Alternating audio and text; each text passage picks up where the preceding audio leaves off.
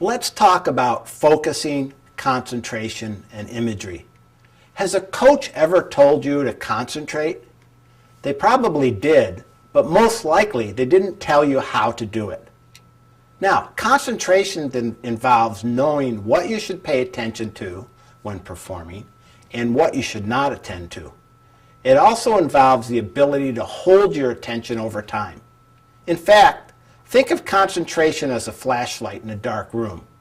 You're trying to focus a light beam on something in the room while ignoring other things that are not relevant.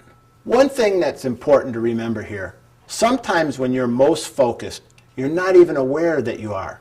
Like when you are in the zone in your sport. Everything becomes effortless.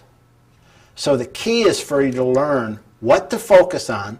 So listen carefully to your coach and try to determine the one or two key things to focus on to lead to better performance.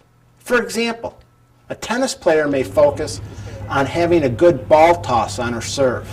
A swimmer punching off the wall on his flip turn.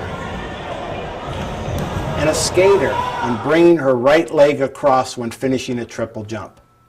There are some things you can do to help you learn to focus. First, you can establish and practice a pre-performance routine. A pre-performance routine is simply the things you do physically and the things you think about just before you perform. So do you stretch a certain way? Do you think certain thoughts? And good athletes have these routines and they do them the same before every performance. The second thing you can do is learn to identify your optimal emotional temperature for best performance and learn how to control your emotions to get there. Once you've gotten a skill down pretty well, practice in less than perfect conditions, in front of noisy spectators, on crowded courts, when you're a little tired. This will help you learn to better deal with distractions. Top athletes have found it helpful to have refocusing strategies by thinking out ahead of time how they might react in certain situations. For example, what could you do to focus after making a critical mistake in a game? You might center.